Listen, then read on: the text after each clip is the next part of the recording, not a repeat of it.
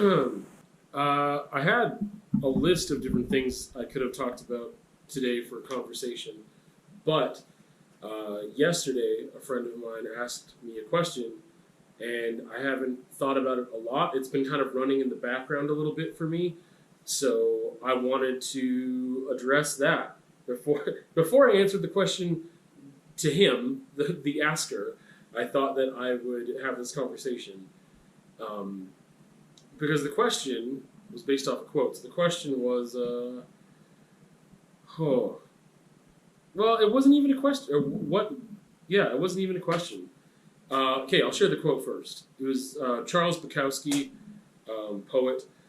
And when nobody wakes you up in the morning, and when nobody waits for you at night, and when you can do whatever you want, what do you call it? Freedom or loneliness? I mean, the question is being asked by Bukowski. My friend is implying the question. I want him to know how I feel about it. So,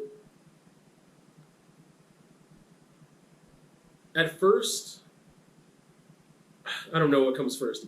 I am very aware that there is a part of me and that's what I want to discuss. There's a part of me that knows this is a question and doesn't have a very immediate answer. I would say loneliness. I think that I come to that conclusion very quickly, that when you having the freedom to do all those things, I mean, it's both.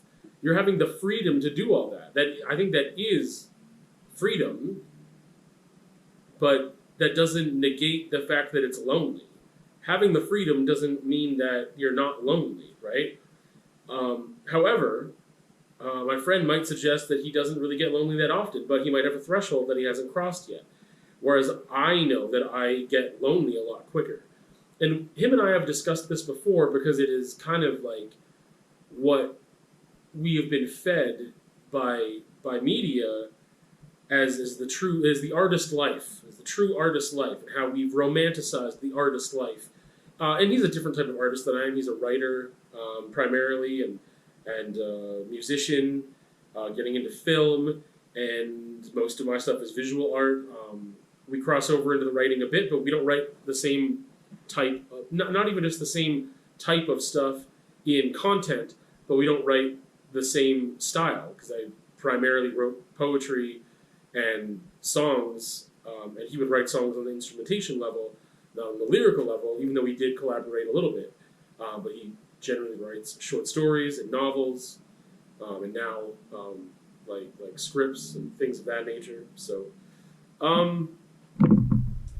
we've talked before about how, and I've had a discussion with more than one person about just like that appeal of the artist life, and that romanticized trope from going back like hundreds of years, when the artist itself was a title that had a lot of, I don't know, I think it had more weight, that the artist meant something very specific. It meant you were probably doing figurative work, for one, and that you might have been held in a different regard and more high esteem, and that this was a very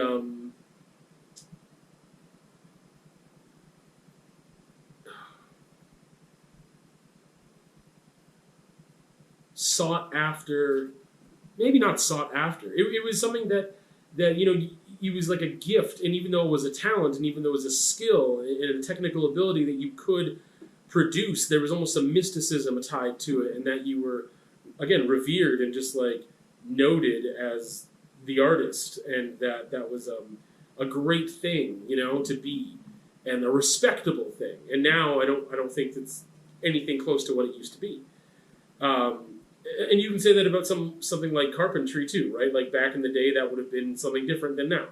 But because we have such oversaturation of different knowledge, different skills and abilities, different interests, different things you can do that you couldn't do before, the options weren't there, you have less categories, and you've got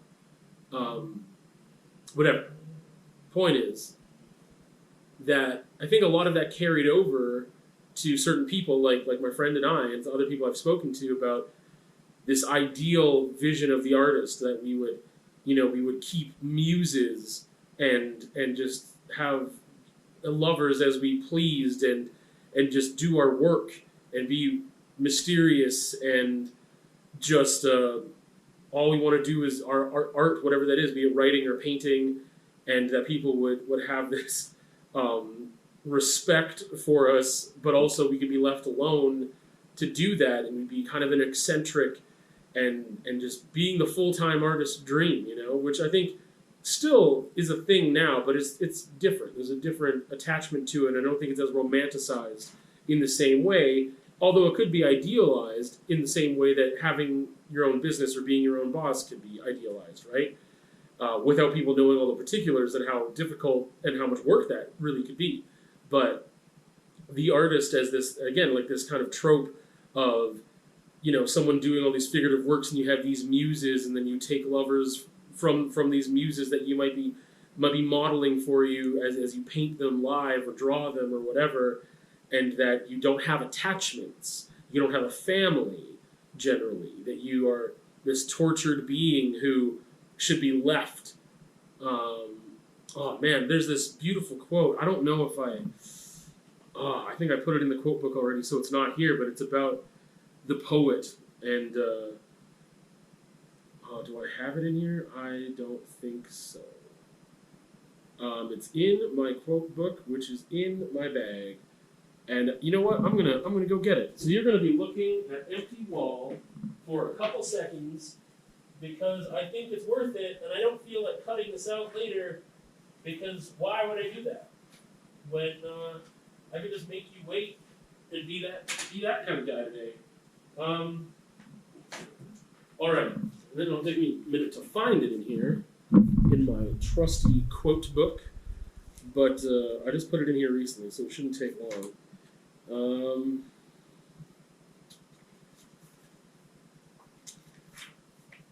Shouldn't take long at all, but here we are. This is not taking long. What in the world? The Consecrated Poet. Hugo's early ode, Le Poète, 1824, begins, "Let him go in peace through a world unaware of him. Respect his noble griefs, this grand and wretched man, whom his own soul devours. Flee, oh, vain pleasures, his austere existence, his growing palm, jealous and solitary, cannot thrive among your flowers." I think it's things like that, like even art about art, poetry about the artist, movies about the artist. And I think, again, there's still a little bit of that, but it's always in the past. I don't feel like we have film or media that glorifies the artist as this grand thing now. In fact, quite the opposite. I think general public isn't amazed by the artist anymore. They are, think of them as a clown. We think of people pushing art forward and doing stuff like it's so controversial now too, to push those boundaries and like, oh, let's have the duct tape banana at Art Basel, and people being like, how that's not art and that's stupid, and making fun of artists in that realm. Important artists, people that are pushing things forward. But anyway, to go back to the root of the question, not having anyone waiting on you, not having anyone to wake up next to, not having anyone to be beholden to, is that freedom or loneliness? And I think it's both. I think there is a freedom there. I think that we romanticize that freedom, that we can do as we please, we can do what we need to do. And I definitely get stuck in that with having, I would say especially when you have family that you have responsibility to, that takes time. And for me, time is a massive thing that I wrestle with constantly. It takes time to just be attentive, be responsible, fulfill your duties, to deal with conflict. Where if you are alone, you still have to do all those things, but it's just with you. You have to deal with conflict with yourself, or maybe with your friends, or those people that you really choose to interact with, but you can walk away from those people on a daily basis and return to them later, versus especially when you live with family, you can't do that. And if you have a partner, a long-term committed partner that you have, that also takes time to nurture that relationship. And I know ultimately for me, I've had especially in many difficult times in my life when I'm single or when I'm not single, I have had that desire of like, I just want to just be the artist. I just want to just be free to do what I want to do all the time and not have my time beholden to anyone else. It already is because I have to work, right? And if I was a full-time artist, art could be my work. You know how fulfilling that would be? But ultimately, I know that I would be lonely. I know that there's that dream, that fantasy of, again, like I think maybe it'd be easier if you were asexual or a certain type of asexual being, which I am not, and that and it's not just sex. I guess it's about relationships too, and love, and passionate love, romantic love, and that I desire all of those things, that lust and that love and that fulfillment of a partner that I actually connect with emotionally and mentally, not just physically. And I know that connecting only physically is empty for me, and that I have gone through many difficult periods in my life where I was seeking connection because of being lonely, and that type of connection that was purely physical and shallow and not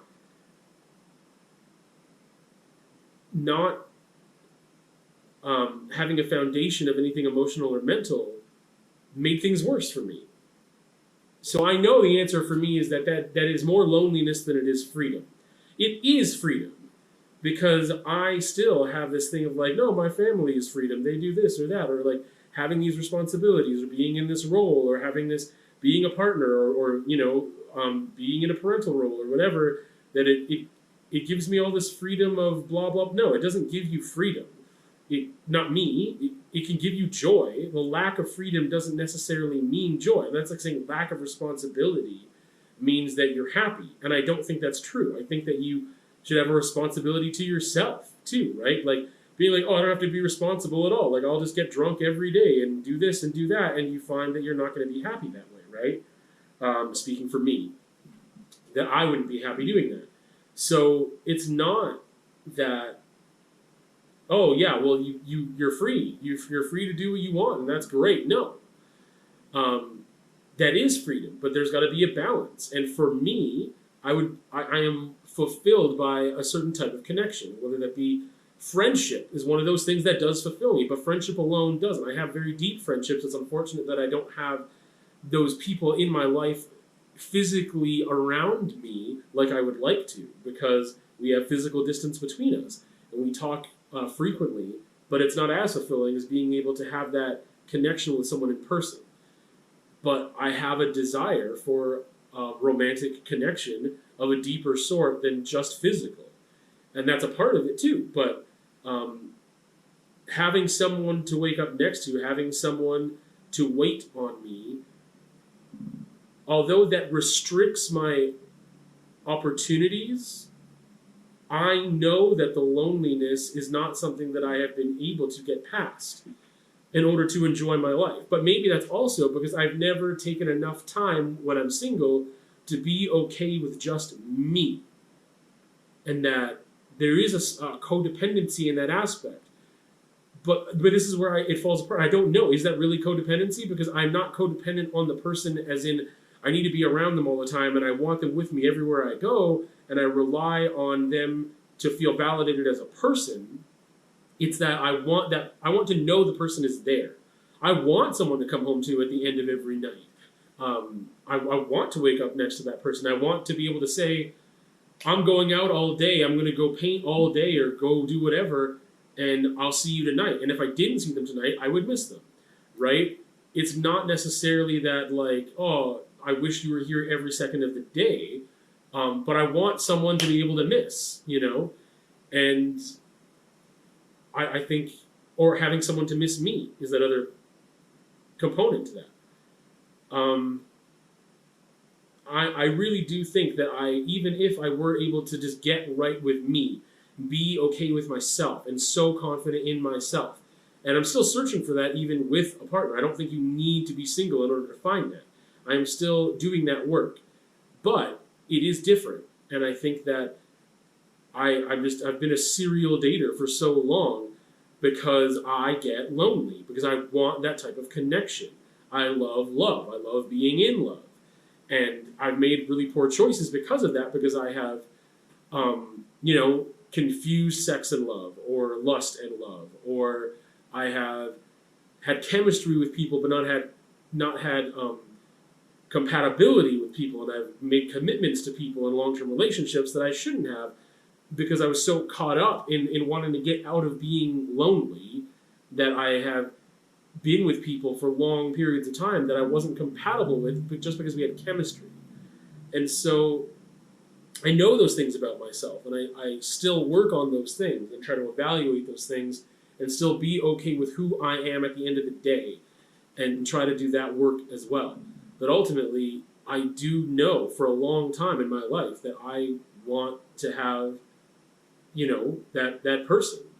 And that'd be singular, right? That I do want to have that long-term monogamous relationship with a person to call home. And that, I don't know, I can't say that gives me freedom. It gives me peace. And that's kind of the same for me sometimes. That gives me fulfillment and a wholeness. And that's controversial to say, because I should be able to have wholeness and peace being alone.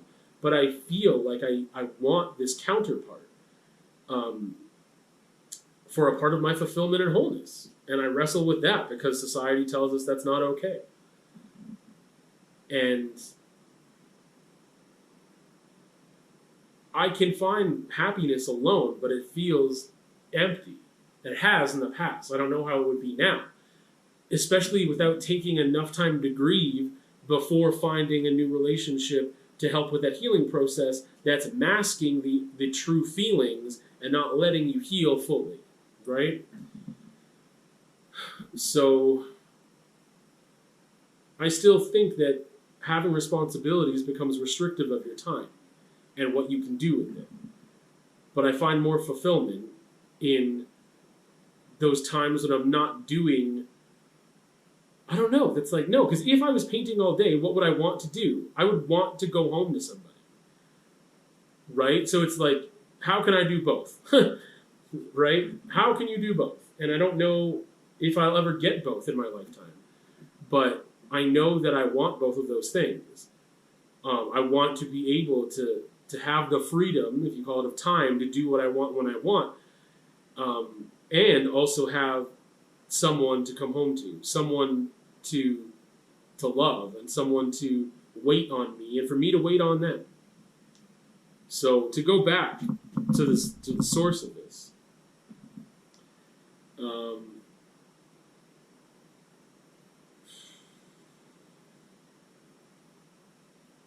again, Bukowski. And when nobody wakes you up in the morning, when nobody waits for you at night, and when you can do whatever you want, what do you call it? Freedom or loneliness? And I think the answer is both, for me.